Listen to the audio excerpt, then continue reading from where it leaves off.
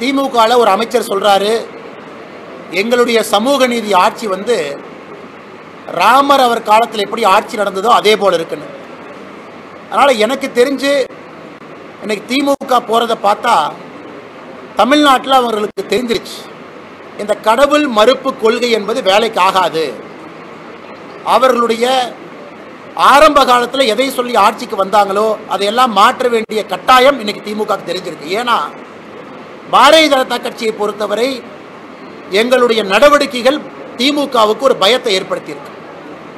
ஆனால் பாரதிய ஜனதா கட்சி உடனே இந்துத்துவ கட்சின்றாங்க. பாரதிய ஜனதா கட்சியை பொறுத்தவரை எல்லா மதமும் சம்மதம், ஆனால் இந்து மதத்தை நீ திட்டாத, இஸ்லாமிய மதத்தையும் கிறிஸ்தவ மதத்தையும் பெருமையாக கொண்டாடுங்க, எல்லா மதத்தையும் சமமாக நடத்துங்க, அப்பீஸ்மெண்ட் பாலிடிக்ஸை விடுங்க. நாம் காசி அயோத்தியா தமிழ் சங்கத்தை நடத்தணும்னு தமிழகத்தினுடைய இந்து சமய அறநிலையத்துறை அமைச்சர் என்ன சொன்னாங்கன்னா, நாங்களும் ட்ரெயினில் காசி கூட்டிகிட்டு போனார். என்னாச்சுங்க? அது வெறும் வாய் வார்த்தையாக மட்டும்தான் இருக்கு. அதிகாரப்பூர்வமாக சொன்னார்கள், இங்கே இருக்கக்கூடிய பக்தர்களை நாங்களும் கூட்டிகிட்டு போவோம், யாரையும் கூட்டிகிட்டு போல. இன்னைக்கு 24, 25 பழனியில் இந்த மாநாடு நடத்துகிறோம், முருகர் மாநாடு நடத்துகிறோம். கண்டிப்பாக நடத்துங்க, அதெல்லாம் எந்த தவறு இல்லை. முருகபெருமானை வீடு வீடாக எடுத்துகிட்டு போகணும், அதைத்தான் நாங்கள் செய்கிறோம். இதற்கு முன்பு பாரதிய ஜனதா கட்சி வெற்றிவேல் யாத்திரை நடத்தணும், எல்லா சமுதாயத்தையும் ஒன்றா கொண்டு போவோம். இதே வேகத்தில் போனாங்கன்னா முதலமைச்சர் ஜெய் ஸ்ரீராம் சொல்லிடுவாருன்னு நினைக்கிறேன். ஸ்டாலின் ஐயா அவர்கள் இதே வேகத்தில் போனாங்கன்னா 2024 தேர்தலுக்கு முன்பு திமுகவினுடைய அமைச்சர்கள் போட்டி போட்டுக்கொண்டு ஜெய் ஸ்ரீராம், வெற்றிவேல் முருகனுக்கு அரோகரா அப்படின்னு ஒருவர் அமைச்சரும் மேடையில் சொல்லக்கூடிய நாள் எண்ணப்பட்டு கொண்டிருக்கிறது. வெற்றிவேல் வீரவேல் முருகனுக்கு அரோகரா என்று வேகத்தில் சொல்லிவிடுவாங்க. அதற்கு அடித்தளத்தை அண்ணன் சேகர் பாபு அவர்கள் மக்களுடைய மனநிலைமையை புரிஞ்சுக்கிட்டு ஏதோ அடித்தளம் போடுற மாதிரி தான் நாங்கள் பார்க்குறோம். நேற்று முன்தினம் நம்முடைய மத்திய வெளியுறவுத்துறை அமைச்சர் திரு ஜெய்சங்கர் அவர்களை சந்திப்பதற்காக நேரம் கேட்டிருந்தோம். அதே நேரத்தில் நாங்கள் வலியுறுத்தி இருந்தோம், அமைச்சர் அவர்களை சந்திக்கும் பொழுது எங்களோடு மீன்வளத்துறை அமைச்சரவையினுடைய செயலாளரும் வெளியுறவுத்துறை அமைச்சரவையில் இருக்கக்கூடிய மூத்த அதிகாரிகளும் இருந்தால் சிறப்பாக இருக்கும் என்று. அதே போல நம்முடைய சந்திப்பின் போது அமைச்சர் அவர்கள் மீன்வளத்துறையினுடைய செயலாளரையும் அழைத்திருந்தார்கள், ஃபிஷரிஸ் டிபார்ட்மெண்ட்டுடைய செக்ரட்டரி. அதனால் எல்லா விஷயங்களையும் கூட ஒரே நேரத்தில் 1 மணி நேரம் அந்த நிகழ்வில் பேசுவதற்கு நமக்கு ஒரு வாய்ப்பு கிடைத்தது. அதில் குறிப்பாக சமீபத்தில், குறிப்பாக இந்த 2024 இந்திய இலங்கை எல்லை பகுதியில் அதிகப்படியான தமிழ் மீனவர்கள் குறிப்பாக இந்த ஆண்டு கைது செய்யப்பட்டிருக்கிறாங்க. 2024 இதுவரை 273 மீனவர்கள் கைது செய்யப்பட்டிருக்கின்றார்கள் ஒரே ஆண்டில். அதில் 204 மீனவர்கள் விடுதலை செய்யப்பட்டிருக்கின்றார்கள். இன்னும் 69 மீனவர்கள் சிறையில் இருக்கிறாங்க. அதில் 61 மீனவர்கள் இலங்கையினுடைய சிறையில் ஜுடிஷியல் கஸ்டடியில் இருக்கிறாங்க.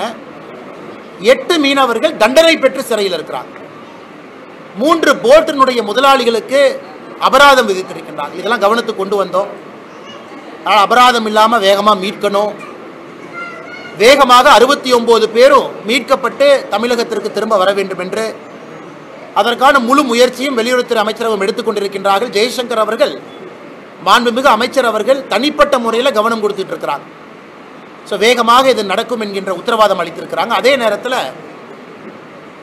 துரதிர்ஷ்டவசமாக ஆழ்கடலில் அந்த இலங்கையினுடைய நேவி போட்டும் நம்முடைய மீனவ சொந்தத்தினுடைய போட்டும் மோதிய பொழுது ஒரு மீனவர் இறந்துட்டாங்க. அது உடனடியாக அவருடைய உடலை அடுத்த நாள் ராமேஸ்வரத்துக்கு கொண்டு கொடுத்துட்டாங்க.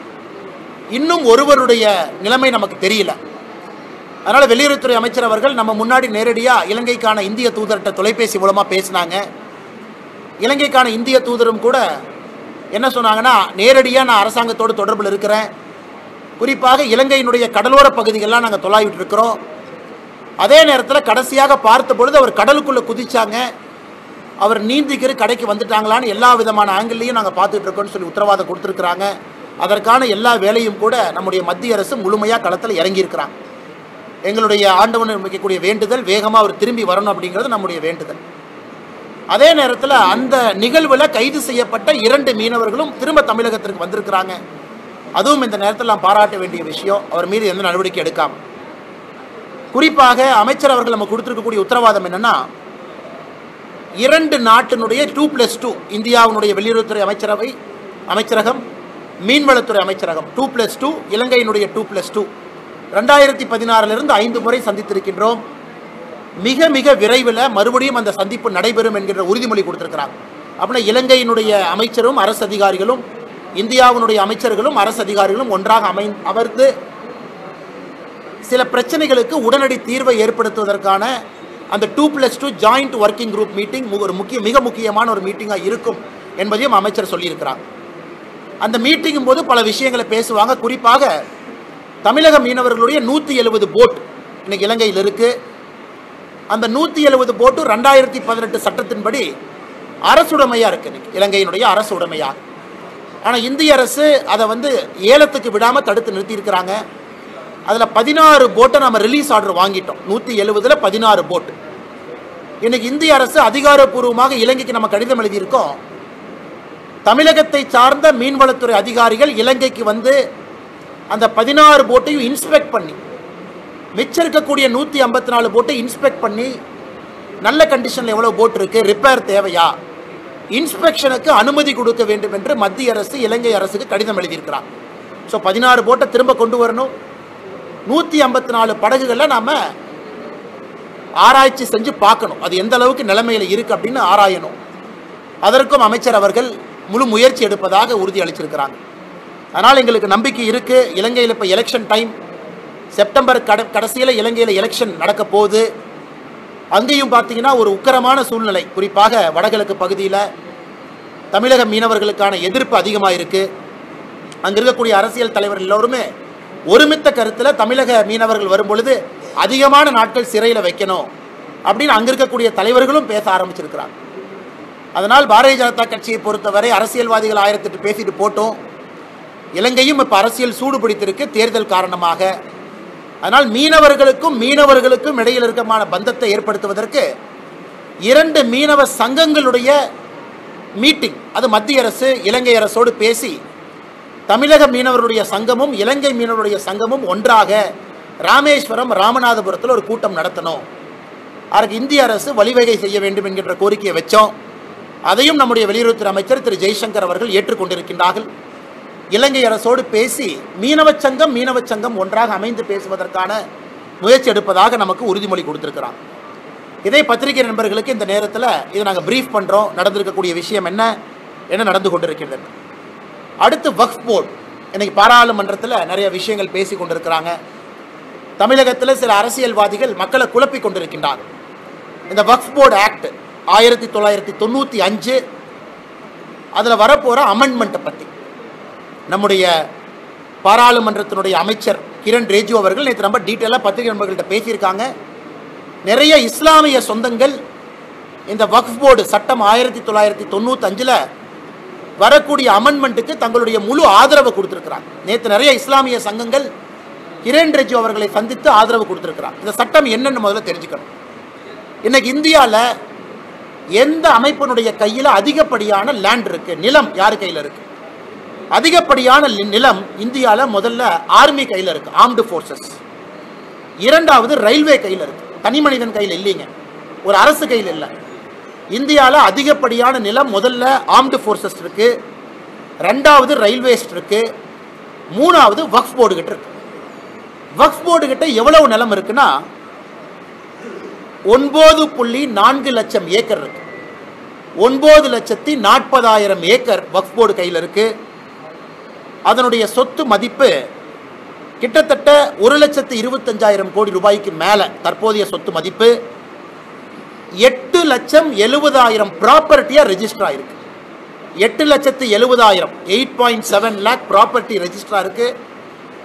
9,40,000 ஏக்கர், 1,25,000 கோடி ரூபாய் பொறுமானம் இருக்கக்கூடிய சொத்துக்கள். இந்தியாவில் சொத்துக்கள் அதிகப்படியாக 3வது இடத்துல வக்ஃப் போர்டு வச்சிருக்காங்க. இன்னைக்கு பிரச்சனை என்னன்னா, சமீபத்தில் திருச்சியில் நம்ம பார்த்தோம்.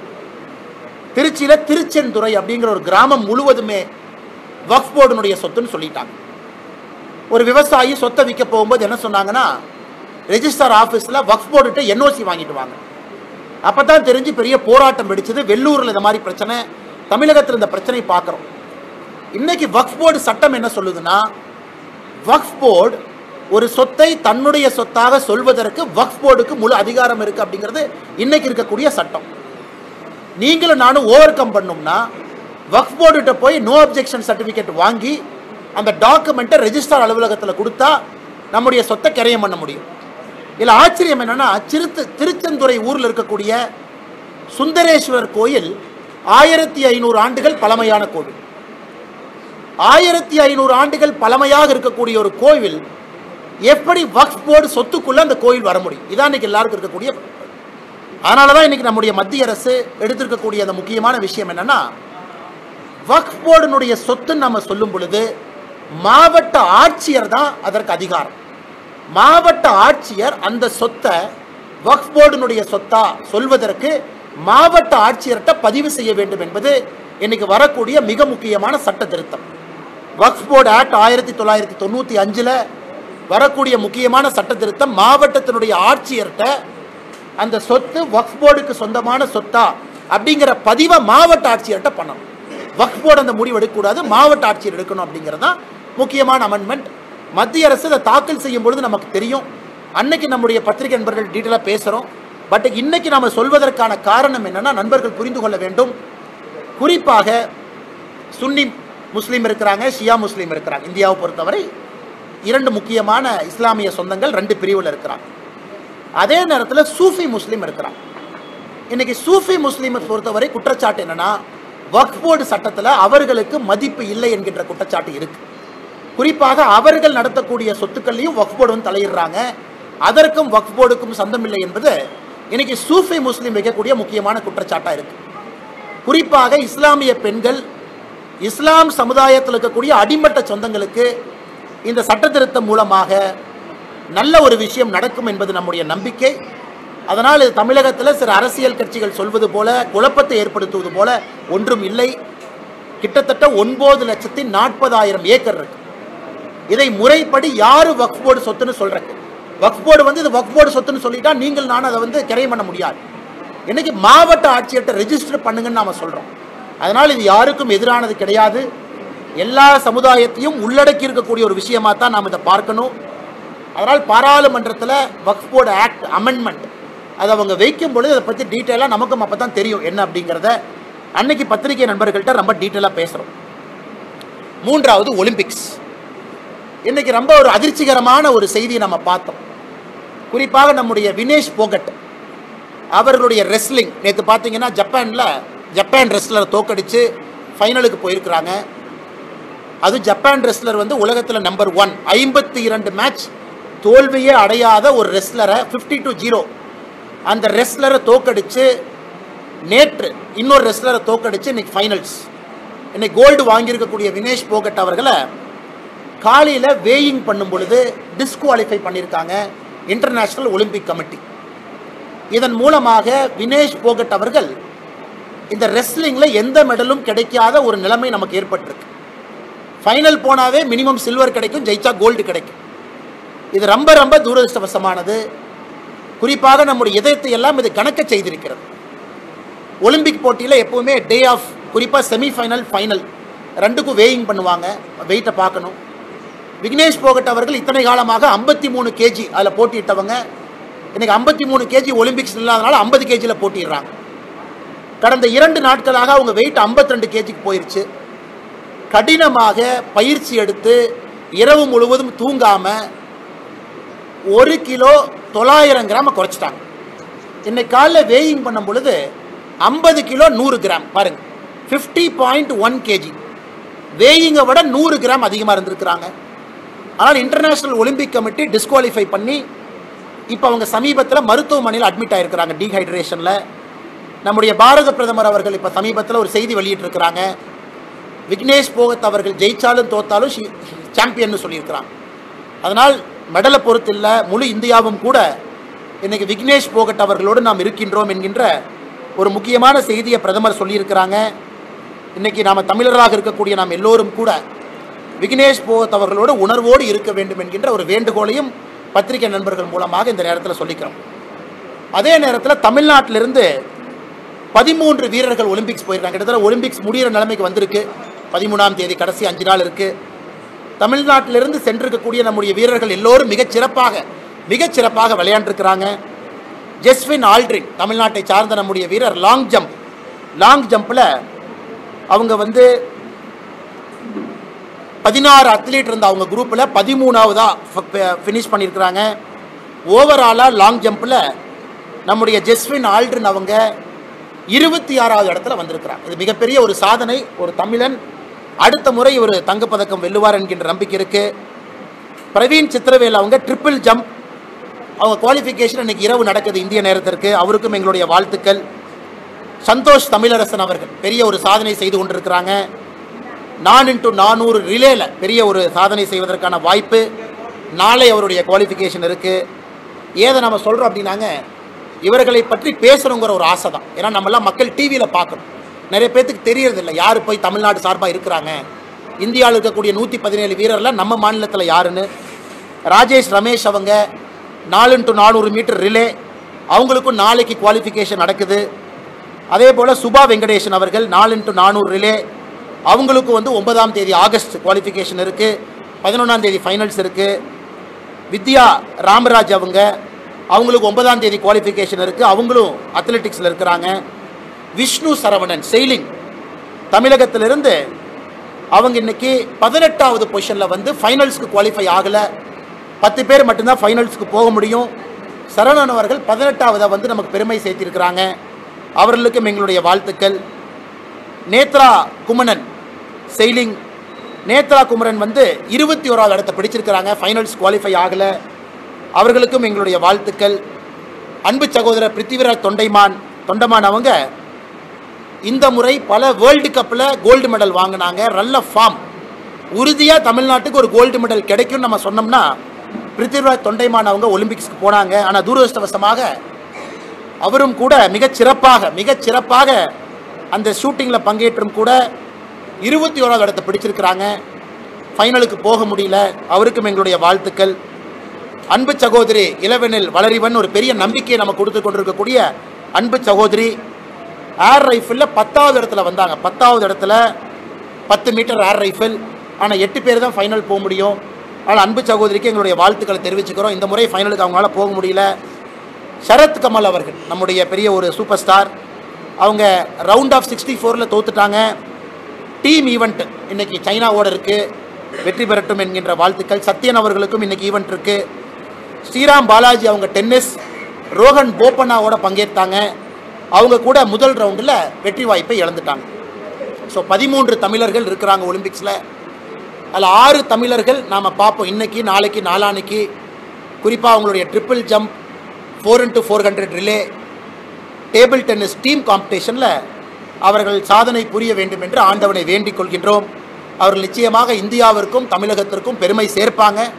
நமக்கு ஒரு மெடல் கிடைக்கும் என்று இந்த நேரத்தில் நாங்கள் நினைக்கிறோம். கடைசியாக நம்முடைய உச்சநீதிமன்றத்தினுடைய சமீபத்து தீர்ப்புகள். எஸ்சி சமுதாயத்திற்கான ஒரு மிக முக்கியமான தீர்ப்பு உச்சநீதிமன்றம் கொடுத்திருக்கிறாங்க. எஸ்சி சமுதாயத்திற்கான உள்ளொதுக்கீடு அது செல்லாது செல்லும் என்கின்ற குழப்பத்திற்கு இன்னைக்கு உச்சநீதிமன்றம் அருமையான தீர்ப்பு கொடுத்திருக்கிறாங்க. அது பார்த்தீங்கன்னா ஒரு பெரிய லாங் தீர்ப்பு, 534 பக்கம் இருக்கக்கூடிய ஒரு ஜட்ஜ்மெண்ட்டு. அதில் எஸ்சி சமுதாயத்துக்குள்ள சப் கேட்டகரைசேஷன் செல்லும், அது கான்ஸ்டிடியூஷனலி வேலிட் என்கின்ற ஒரு முக்கியமான தீர்ப்பு கொடுத்துருக்குறாங்க. அந்த முக்கியமான தீர்ப்பு நம்முடைய தமிழகத்திற்கு பொருந்தும். தமிழகத்தில் 18% டோட்டல் ரிசர்வேஷன் நம்முடைய எஸ்சி சமுதாய சொந்தங்களுக்கு இருக்குது. அதில் 3 சமுதாயம் உள்ளொதுக்கீடு 3% உள்ளொதுக்கீடு நம்முடைய அருந்ததியர் சமுதாயத்துக்கு இருக்குது.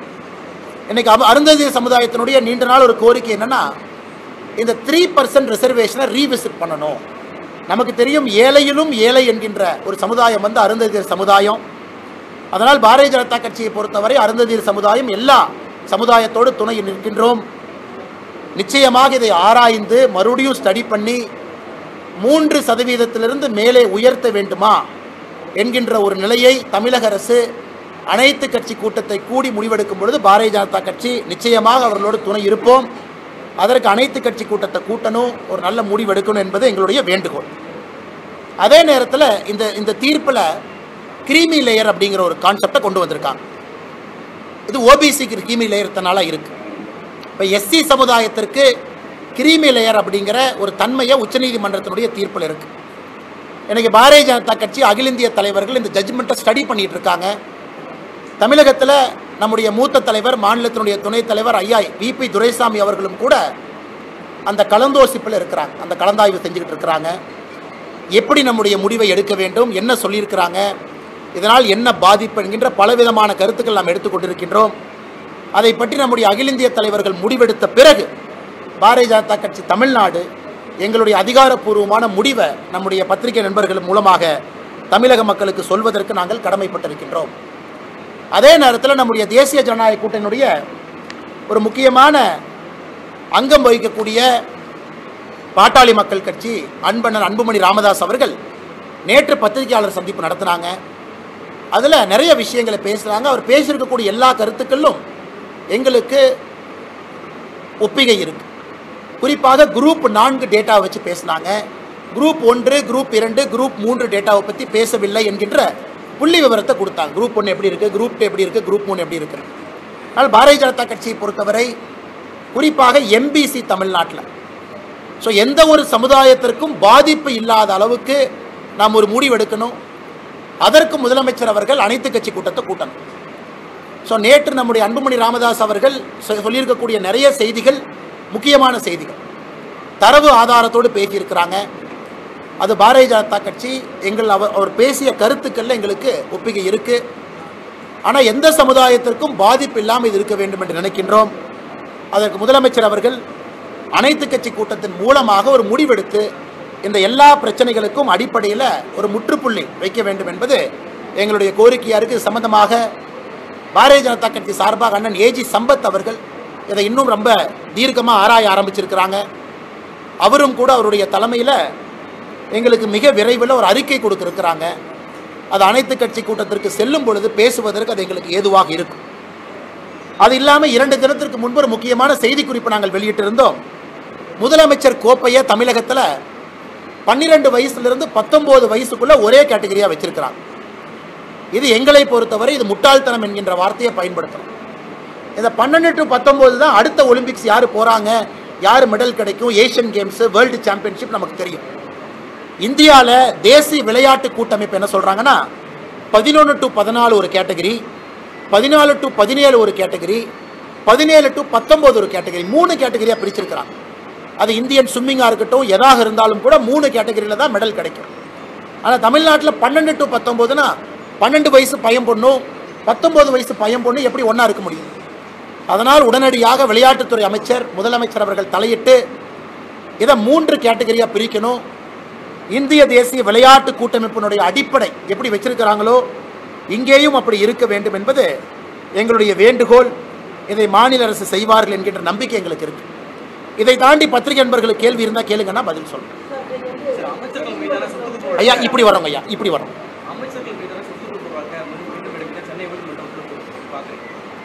ஆனால் நாங்கள் இதை நன்றிங்க ஐயா, நாங்கள் இதை வரவேற்கிறோம். காரணம் பாரதிய ஜனதா கட்சி தொடர்ச்சியாக நாங்கள் வைக்கக்கூடிய குற்றச்சாட்டு. இன்னைக்கு நம்முடைய முதலமைச்சர் மு க ஸ்டாலின் ஐயா கேபினெட்டில் இருக்கக்கூடிய அமைச்சர் 3ல் 1 பேர் மேலே சொத்து குவிப்பு வழக்கு நீதிமன்றத்தில் இருக்கு. 35 பேர் இருக்காங்கன்னா 1/3, 3ல் 1 நீதிமன்றத்தில் சொத்து குவிப்பு வழக்கு இருக்கு. எப்படி இவர்களால் நேர்மையான ஒரு ஆட்சி கொடுக்க முடியும்? எம்பி எம்எல்ஏவாக இருந்தால் ஸ்பெஷல் கோர்ட்டுன்னு நம்ம சொல்கிறோம். அதனால் இது தாமதமாக இந்த நீதிமன்றத்தினுடைய தீர்ப்பு வந்திருந்தாலும் வேகமாக தீர்ப்பு வர வேண்டும். குறிப்பாக இந்த ஜட்ஜ்மெண்ட்டில் அமைச்சர்கள் KKSSR அவர்களும் தங்கம் தென்னரசு அவர்களும் இருக்கிறாங்க. அதனால் விரைந்து நடவடிக்கை எடுக்கணும். ஏன்னா எப்படி மேனிப்புலேட் பண்ணியிருக்காங்க அப்படின்னு இதுக்கு முன்னாடி ஜட்ஜ்மெண்ட்டில் நமக்கு தெரிஞ்சிருச்சு, லோவர் கோர்ட்டில் எப்படி மேனிப்புலேட் பண்ணியிருக்காங்கன்னு. அதனால் பாரதிய ஜனதா கட்சி உயர்நீதிமன்றத்தினுடைய தீர்ப்பை வரவேற்கிறோம்.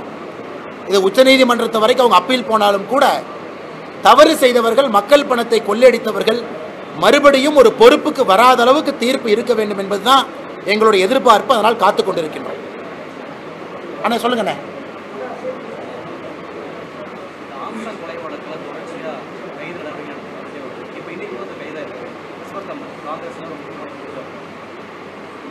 அண்ணா இந்த ஆம்ஸ்ட்ராங் கொலை வழக்கில்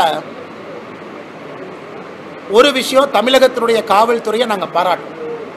ஏன் பாராட்டுறோம் நாங்கன்னா, சமீபத்தினுடைய காவல்துறையினுடைய செயல்பாடுகளை பார்க்கும் பொழுது ரொம்ப டீப்பாக போகணும். ரொம்ப டீப்பாக போய் யார் சம்பந்தப்பட்டிருந்தாலும் கூட நடவடிக்கை எடுக்க வேண்டும் என்று காவல்துறை கொஞ்சம் முனைப்பு காட்டுறாங்க. அது தெரியுது. ஆளுங்கட்சி எதிர்கட்சி யாராக இருந்தாலும் கூட ஒரு தேசிய கட்சியினுடைய மாநில தலைவர் கொல்லப்பட்டிருக்கக்கூடிய சம்பவம். இன்னைக்கு காங்கிரஸ் கட்சியினுடைய ஒரு மூத்த தலைவரை இன்னைக்கு கைது பண்ணியிருக்காங்க தமிழகத்தினுடைய காவல்துறை. நான் ஏற்கனவே தொடர்ந்து சொல்கிறேன், தமிழகத்தினுடைய காங்கிரஸ் கட்சியினுடைய தலைவர் அவர் எடுத்திருக்கக்கூடிய புகைப்படத்தை பாருங்கள், அவருடைய பழைய காலத்து சரித்திரத்தை பாருங்கள். தொடர்ந்து நான் பேசிகிட்டு இருக்கேன். அதை இன்னைக்கு கொஞ்சம் கொஞ்சமாக அப்படியே வெளிப்படையாக தெரிய ஆரம்பித்திருக்கிறது. அதனால் யாராக இருந்தாலும் நடவடிக்கை எடுக்கட்டும், நாங்கள் பார்த்து கொண்டிருக்கின்றோம். ஆனால் சமீபத்தில் அவர்கள் எடுத்திருக்கக்கூடிய நடவடிக்கை ஒரு நம்பிக்கையை நமக்கு கொடுக்குது.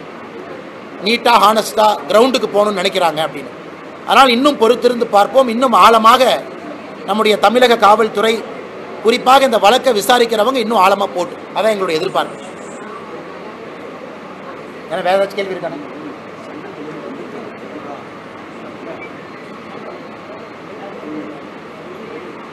வேற ஏதாச்சும் இருக்குங்களா மேடம்?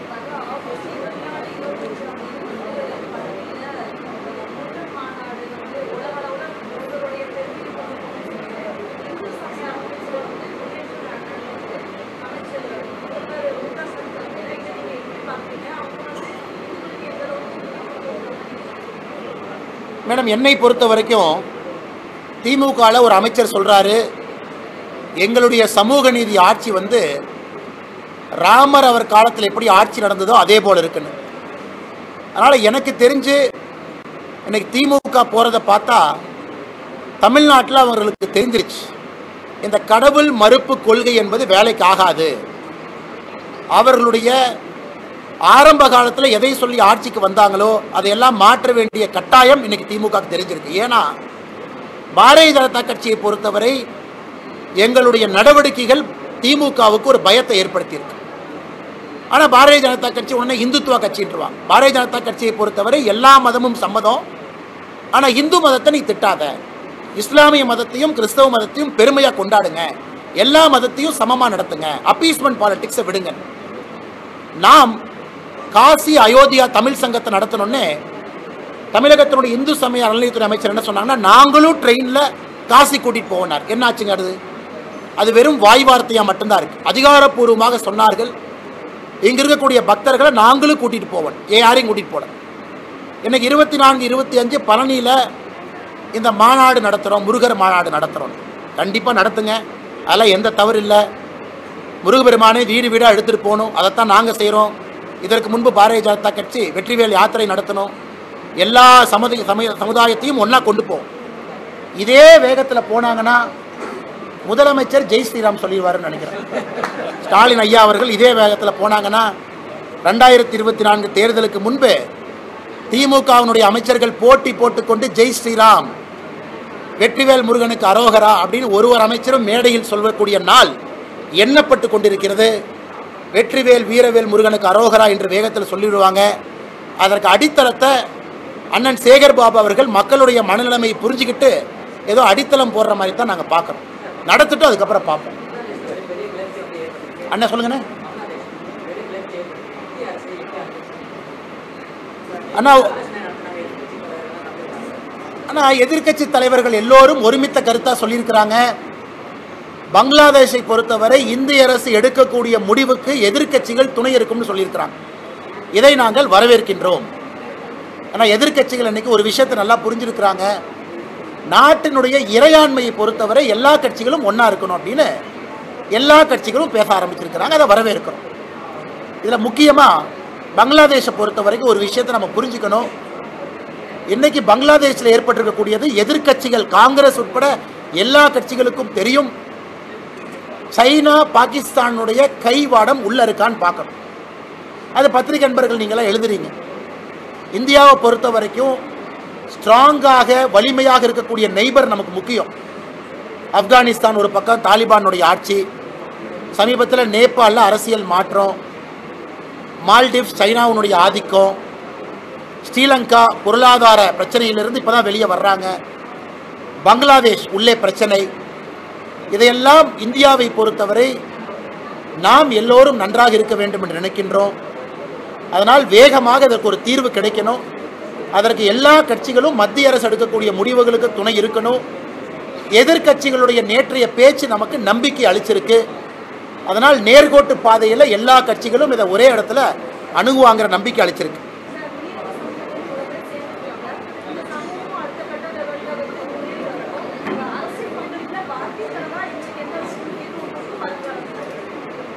மேடம், 2019 தான் முதலாக இந்திய சரித்திரத்தில் மீன்வளத்துறை அமைச்சரகம் அப்படின்னு ஒரு அமைச்சரை உருவாக்குனதே நாம தான். அதில் முதல் இணையமைச்சராக நம்முடைய அண்ணன் முருகன் அவர்கள் இருந்தார். ஆனால் நாங்கள் நிறைய மீனவ சொந்தங்கள் கட்சியில் இணையணும், அவர்களுக்கான அரசியல் அங்கீகாரம் கிடைக்கணும்னு நினைக்கிறோம். அதனுடைய வெளிப்பாடு தான் இது. ஐயா எல்லாம் வந்திருக்கிறாங்க, தலைவர்கள் இணைஞ்சிருக்கிறாங்க. இன்னொரு வெளிப்பாடு, ஒரு சாதாரண மனிதனை விட ஒரு மீனவன் அதிகமாக கஷ்டப்படுறான் பார்டரில். இலங்கைக்கு நான் அடிக்கடி போகக்கூடிய காரணமும் கூட நம்முடைய காலத்தில் இந்த பிரச்சனைக்கு ஒரு தீர்வு வர வேண்டும் என்கின்ற ஒரு முனைப்பில். அதை மோடி ஐயாவும் நினைக்கிறாங்க, ஜெய்சங்கர் ஐயாவும் நினைக்கிறாங்க. அதுவும் குறிப்பாக மற்ற மீனவர்களை விட குஜராத், தமிழ்நாடு இந்த 2 மீனவர்களுக்கு தான் அதிகமான பிரச்சனை. குஜராத் மீனவர்கள் பாகிஸ்தானால் கைது செய்யப்படுறாங்க, தமிழக மீனவர்கள் இலங்கையால் கைது செய்யப்படுறாங்க. அதனால் குஜராத்திலிருந்து வந்திருக்கக்கூடிய மோடி அவர்கள் மீனவர்களுடைய மகத்துவத்தை முழுமையாக புரிஞ்சிருக்கிறாங்க. அதனால் எங்களுடைய காலத்தில் இதற்கு தீர்வு வர வேண்டும், இவர்களெல்லாம் அரசியல் பிரதிநிதித்துவம் பெற வேண்டும் என்று நினைக்கின்றோம். அது நடக்கும். அதே நேரத்தில் இப்போ நம்முடைய அலுவலகத்திற்கு தூய்மை பணியாளர்கள் சங்கம் வந்திருக்கிறாங்க. பெருநகர சென்னை மாநகராட்சியில் இருக்கக்கூடிய NULM தொழிலாளர்கள் தலைவர்கள்லாம் வந்திருக்கிறாங்க. 10 ஆண்டுகளாக தூய்மை பணியாளர்கள் தற்காலிக ஒப்பந்த பணியாக இருக்கின்றார்கள், ஒப்பந்த பணியில் இருக்கிறாங்க. திமுக தன்னுடைய தேர்தல் வாக்குறுதியை அவங்க நிரந்தரம் செய்வதாக வாக்குறுதி கொடுத்திருக்கிறாங்க. அதனால் அவர்கள் இன்னைக்கு நம்மை பார்க்க வந்திருக்கிறாங்க.